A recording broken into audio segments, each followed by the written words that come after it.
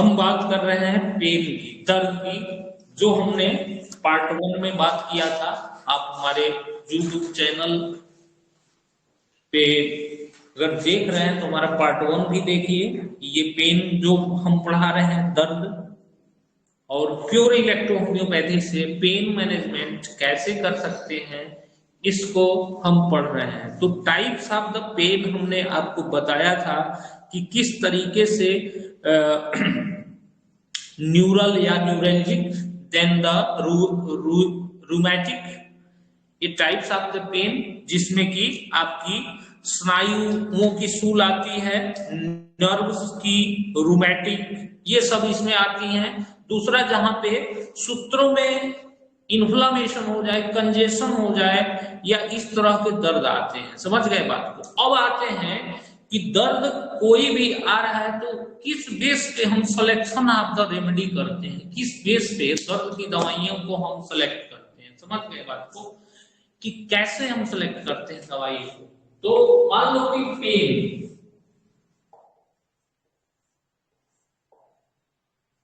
इसको मैंने जो पढ़ाया है आपको, तो हर बीमारी में अलग अलग पेन होता है। जैसे मान लो कि हार्ट पेन हो गया, लीवर का पेन हो गया, किडनी का पेन बाय द स्टोन, पेट का दर्द गैस के कारण, मतलब अलग अलग जगह पे अलग अलग पेन है। कमर का दर्द हो गया, गर्दन का दर्द हो गया। आ रहा है समझ? Selection of remedy in the pain कैसे करते हैं, ये मैं तुम्हें समझाने का प्रयास कर रहा हूं। Any type of the pain are the any remedy, किसी भी प्रकार की जो ऑब्लिगेटरी रेमेडी होती है, उसको सेलेक्ट कैसे करते हैं। समझ गए?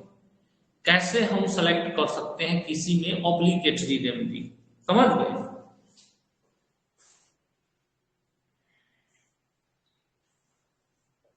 इसको हम सिम्टोमेटिक रेमेडी कहते हैं, रेमेडी। अब इसका सिलेक्शन जो है कैसे हम करते हैं। फर्स्ट, आप जितनी भी ऑब्लिगेटरी दवाएं देखोगे, जितनी भी हमारी ऑब्लिगेटरी दवाएं हैं, और ये खास करके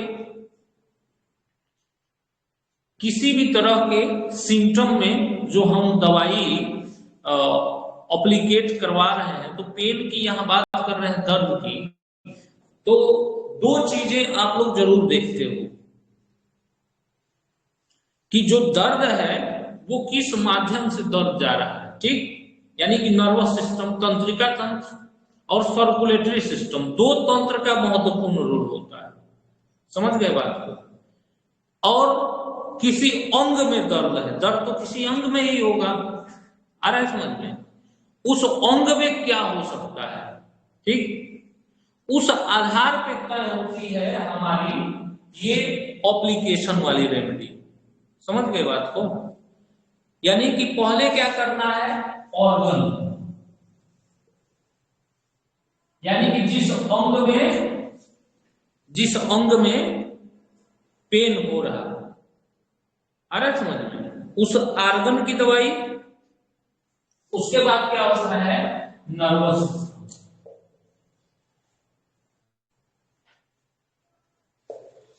उसके तंत्रिका तंत्र की दवाई, यानी कि जो संवेदना उस अंग की आ रही है, जा रही है, वो किस माध्यम से आ रही है, नर्वस सिस्टम। ये तरीका मैं बता रहा हूं आपको कि कैसे हम किसी भी पेन को मैनेजमेंट कर सकते हैं। ठीक, फिर एक एक करके हम उदाहरण दे के भी समझाएंगे कि किस पेन में क्या।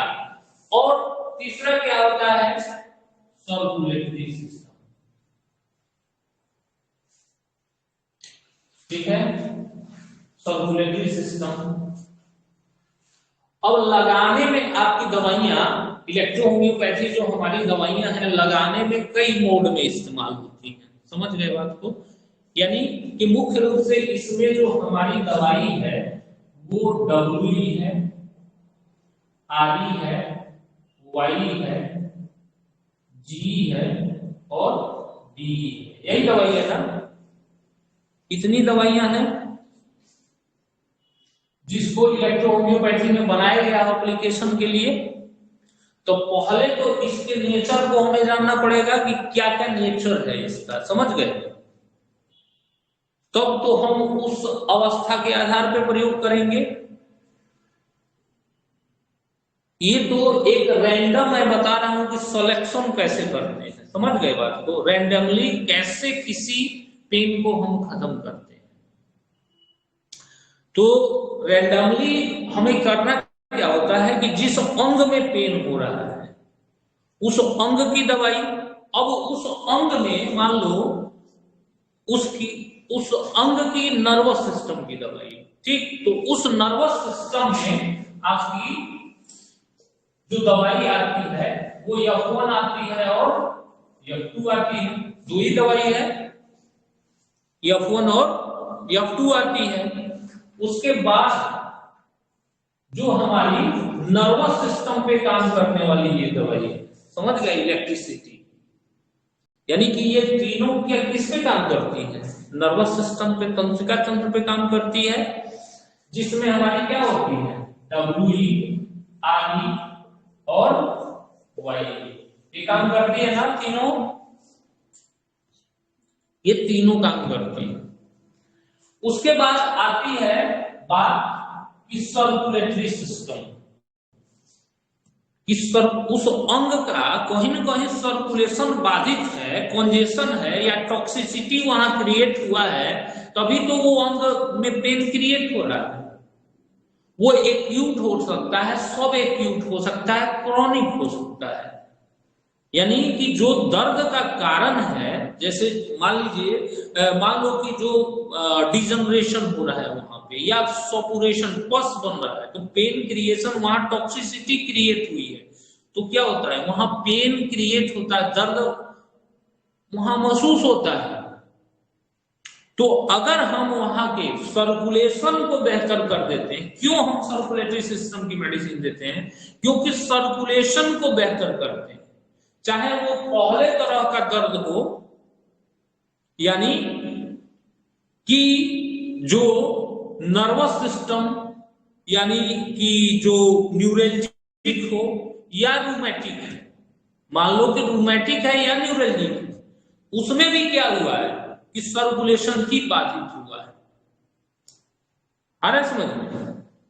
और उसमें भी क्या हो रहा है कि मान लो जोड़ में किसी के दर्द हो रहा है, तो जोड़ में क्या हो रहा है?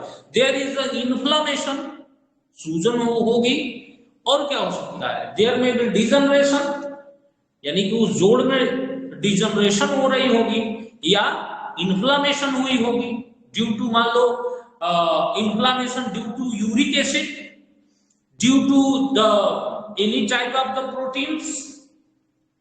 आ रहा है समझ में? या डिजनरेशन मान लो वहां हो रही होगी, यही तो होगा उसमें।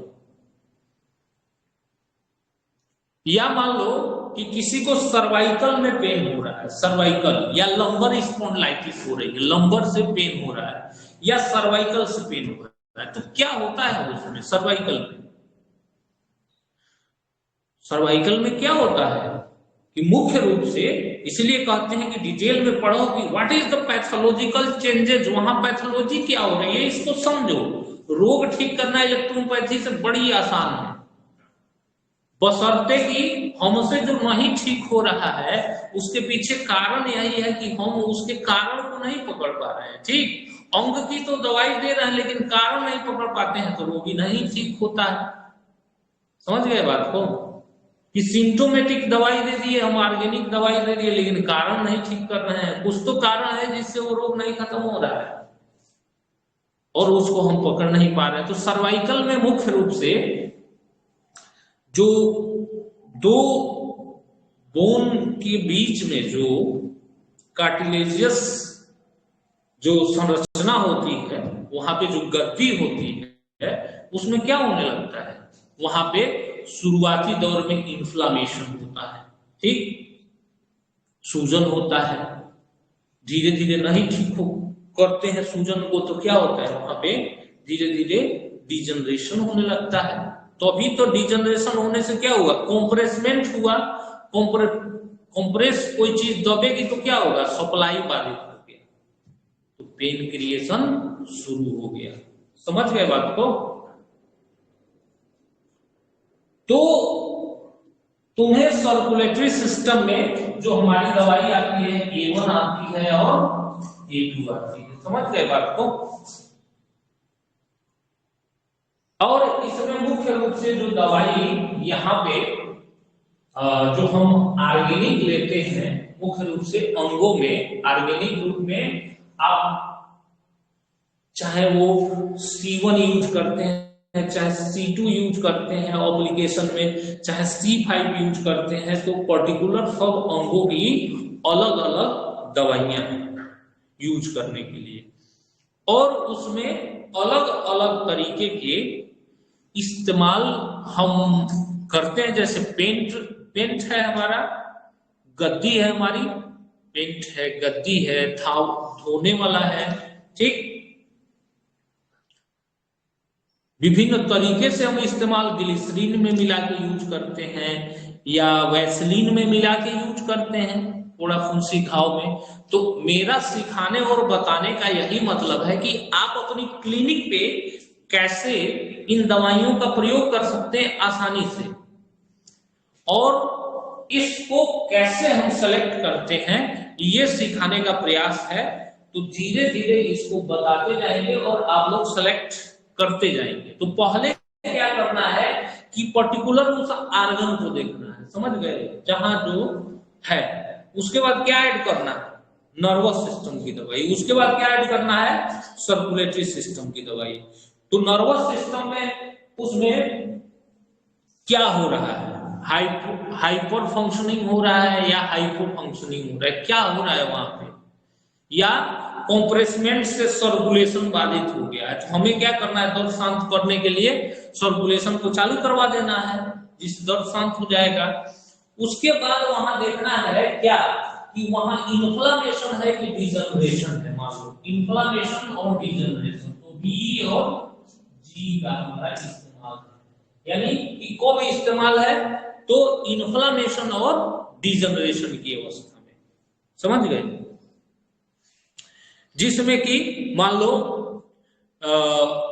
मुख्य रूप से कॉन्जेशन के कारण पेन होता है, और क्या कारण है कि इन्फ्लामेशन, सूजन के कारण सपुरेशन, फॉर्मेशन ऑफ द पस, सपुरेशन, और ऑर्गेनिक डैमेज होने लगा, अंग डैमेज होने लगा। मान लो कि पहले क्या होता है, कॉन्जेशन होगा, कोई गांठ पहले बनती है तो क्या होती है, कॉन्जेशन पहले होता है, रुकावट होता है वहां पे, वहां ऑक्सीजन की सप्लाई जो है बाधित होती है, वहां पे रुकावट होता है, वहां से चीजें आना जाना बंद होती हैं, तो वहां पे क्या होता है, कॉन्जेशन होता है।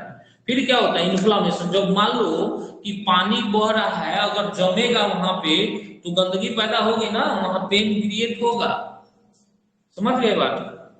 तो वहां पे क्या करना है हमें, वहां पे उस पर्टिकुलर अंग की, मान लो लीवर में हो रहा है, समझ गए, तो लीवर में इन्फ्लामेशन हुआ, लीवर में जैसे हेपेटाइटिस में तुमको पढ़ाया मैंने कि लीवर में इन्फ्लामेशन हो रहा है, तो इन्फ्लामेशन होगा लीवर में, तो हमें ऑब्लिगेटरी दवाई में क्या करना पड़ेगा, ऑर्गेनिक दवाई लीवर की देनी पड़ेगी। प्लस वहां पे क्या हो रहा है, कॉन्जेशन हो रहा है, रुकावट पैदा हो रहा है, टॉक्सिक क्रिएट हो रहा है, तो हमें सर्कुलेशन की दवाई करनी पड़ेगी, सर्कुलेशन की।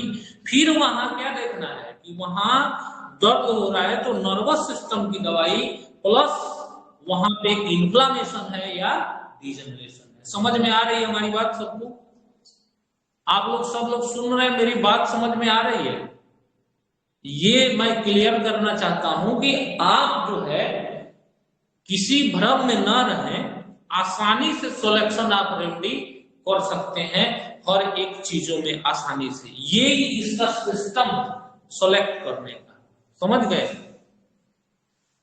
चाहे तुम किडनी की बीमारी में करो, चाहे किसी भी बीमारी में, भय में आ जाते हो कि अब यहाँ दर्द हो रहा है और कौन दवाई इसको दे, सर बताएंगे तो देंगे, ऐसा भय में बिल्कुल मत रहो। तुम समझो उसको कि क्या हमें लेना है, तो देना क्या है। मान लो किडनी एरिया पे पेन हो रहा है तो किडनी की दवाई देनी है, और कौन दवाई देना है, उसके साथ नर्वस सिस्टम की दवाई दे देना है, उसके साथ सर्कुलेशन की दवाई दे देनी है। अगर इन्फ्लामेशन है तो इन्फ्लामेशन की दवाई दे देनी है, और क्या देना है उसको, और उसमें कोई बहुत बड़ा ऐसा कुछ नहीं है कि तुम्हें क्या सोचना है। समझ गए बात को? तो इस तरीके से हमें उस चीजों पे ध्यान देना है। जब इन चीजों पे हम ध्यान देंगे तो आसानी से इन चीजों को सेलेक्ट करते जाएंगे। ठीक है? तो ये बात मैं तुमको समझा रहा हूं कि सिम्टोमेटिक रेमेडी में सिलेक्शन ऑफ रेमेडी कैसे हम करते हैं। मान लो कि ऑर्गेनिक, नर्वस सिस्टम और सर्कुलेटरी सिस्टम, ये तीन सिस्टम महत्वपूर्ण है। समझ गए? इसको तीन को ध्यान में रखना कि मान लो दांत में दर्द हो रहा है तो भी दवाई सेलेक्ट करना आसान हो जाएगा। मसूड़े में सूजन है कि वहां पे क्षय हो रहा है तो कौन सी दवाई सेलेक्ट, अब आ जाएगा ना आसानी से। इस तरीके से तुम्हें आसानी से चीजों को सेलेक्ट कर ले जाओगे। समझ गए? यानी कि वहां पे क्या करना है, नर्वस सिस्टम की दवाई हमें ऐड करनी है, फिर सर्कुलेटरी सिस्टम की दवाई ऐड कर देनी है, और फिर उस अंग की दवाई, पर्टिकुलर अंग की दवाई कर देनी है। ऐसे ही मैं सेलेक्ट करता हूं, देखे होंगे तुम लोग, सेम इसी तरीके से मैं करता हूं। तो इसी चीज से तुम्हें करना है। और ये 5 जो दवाइयां हैं इसको ध्यान से समझना है। समझ गए? ये किसी भी तरह की चीजों को न्यूट्रल करती है। WE मान लो हम उपयोग करते हैं, ये जो है बढ़ाती है, ये घटाती है। ठीक? तो कभी कभी हमें बढ़ाना घटाना भी पड़ता है। इस्तेमाल करने, दोनों कभी कभी इस्तेमाल कर लेते हैं। एक दिन सवाल कर दिए एक आदमी कि भाई दोनों आप RE और Y नहीं चलाना चाहिए।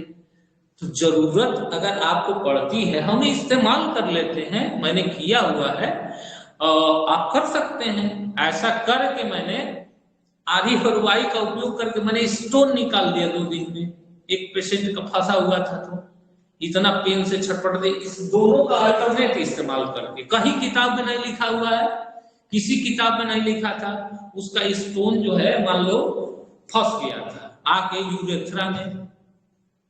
ये पहले की बात है, बहुत मतलब 2-3-4 साल हो गए हमको लगता है। अब उसके यूरेथ्रा में आके फंस गया। डॉक्टर ने बोला निकल जाएगा, बहुत दवाई दिया कि निकल जाएगा, और करा था कि अब ऑपरेशन करना पड़ेगा। यूरेथ्रा में आके फंस गया है और उसके पेनिस पे बहुत तेज दर्द होता था, बहुत पेन से वो परेशान था, निकल ही नहीं रहा था। तो हमने जो है उसको सोचा कि अब क्या करें इसको, तो दवाई हमने दिया उसी हिसाब से, और उसको अल्टरनेट RE और Y लगाने के लिए दे दिया कि मसल्स में कॉन्ट्रैक्शन रिलैक्सेशन होगा। ठीक? आ रहा है समझ में? कि एक बार सिकुड़ेगा और एक बार फैलाएगा। ठीक? वो तंत्रिका तंत्र काम करेगा तो हो सकता है सरक जाए, और सही में 2 दिन में सरक गया है। समझ में? तो कहां आपको इस्तेमाल करना है आपको आना चाहिए। समझ गए? यानी कि ये नर्वस सिस्टम पे काम करती है, वो मस्कुलर पे नर्वस सिस्टम हो या हार्ट की नर्वस सिस्टम हो या कहीं की नर्वस सिस्टम में, लीवर की नर्वस सिस्टम है, इंटेस्टाइन की नर्वस सिस्टम है, आप कहाँ उपयोग कर ले सकते हैं ये आपके ऊपर निर्भर है। समझ गए बात को? ये प्रेजेंस ऑफ माइंड आपका काम करता है। मैं आपको थेसिस बता सकता हूं कि कैसे इसको इस्तेमाल किया जा सकता है। तो और बाकी ये जो दवाइयां हैं ये विशुद्ध रूप से आर्गन के जो कॉन्जेशन, यानी कि वहां पे कॉन्जेशन या डिजनरेशन होने की अवस्था में हम, चाहे वो WE हो, ये G हो और B हो, वो उस अवस्था में हम उपयोग करते हैं B और G को, जहां पे किसी भी तरह का ऐसा हमें उस अंग में डिजनरेशन या इन्फ्लामेशन, कंजेशन या सपुरेशन की स्थितियों में हम उस अंग पे मिला देते हैं उस साथ। मान लो उस अंग को हम दवा दे रहे हैं, उस अंग में कंजेशन हुआ है, हमें क्या करना है, B को मिला देना है। उस अंग में डिजनरेशन हो रहा है तो क्या करना है, हमें G को मिला देना है। तो जी और बी के साथ अगर मान लो डिजनरेशन के साथ दर्द है तो क्या करना है, डब्ल्यू मिला देना है। तो इसमें बहुत बड़ा ऐसा चीज नहीं है कि तुम ना जान सको कि इसमें क्या मिलाना है। बस तुमको आज मैंने इसको सिखाने और बताने का प्रयास किया कि इसमें जो है किस तरीके से आप इनमें सिलेक्शन ऑफ रेमेडी जो है सिम्टोमेटिक रेमेडी में ये पेन वाले में आप कर सकते हैं। समझ गए? तो ये तरीका है आपका और ये सिस्टम है कि आप किसी भी तरह के पेन को आसानी से, इसमें ध्यान देना है कि ऑर्गन, नर्वस सिस्टम और सर्कुलेटरी सिस्टम। ठीक, तो नर्वस सिस्टम में एक तो डायरेक्ट एप्लीकेट करवाते हैं और एक तरीका और है जो 45 नर्व सेंटर है, वो चर्चा करेंगे हम आगे, कि जिसमें हम अलग अलग अंगों के अलग अलग नर्वस सिस्टम पे उसमें इलेक्ट्रिसिटियों का हम लगाते हैं, उस पॉइंट्स पे, नर्व पॉइंट्स पे देते हैं। ठीक, तो वो एक अलग चीज है कि उस पॉइंट पे हम देते हैं, बशर्ते जो हमारी पेंट है, जो गद्दी है, जो ग्लिसरीन में मिला के लगाना है, जो वैसलीन में मिला के लगाना है, या फाहा है, या जो है धोने वाला है, गलाला करने वाला है, वो सब इसी थेसिस पे आप यूज करेंगे। आ रहा है समझ में? इसी तरीके से उसको यूज करने का हम प्रयास करेंगे कि फर्स्ट उस आर्गन की, फिर उस आर्गन में क्या पैथोलॉजी चेंज है, ठीक, क्या हो रहा है उसमें, उस आधार पे हम दवाई देते हैं और फिर उसके नर्वस सिस्टम, तंत्रिका तंत्र की दवाई। तो इसीलिए आप देखते होंगे कि बी और जी डब्ल्यू हो जाता है, या F2 हो जाता है, F1 हो जाता है, या C1 C5 या जो भी अंग है, ठीक, उसकी दवाई जो है हम, अगर फंक्शनल जरूरत है उसमें भी आर्गन वाले में दो तरह का, कि अगर फंक्शनल भी यूज कर सकते हो, स्ट्रक्चरल भी यूज कर सकते हैं, तो वो निर्भर करता है कि वहां पे क्या चीजें हुई है। तो आगे और चर्चा करेंगे। आज मैंने आपको इतना बता दिया कि सिम्टोमेटिक रेमेडी में कैसे हम आप सेलेक्ट कर सकते हैं दवाई का किसी भी अंग में। ठीक है, आगे और हम चर्चा करेंगे इसके बारे में डिटेल में।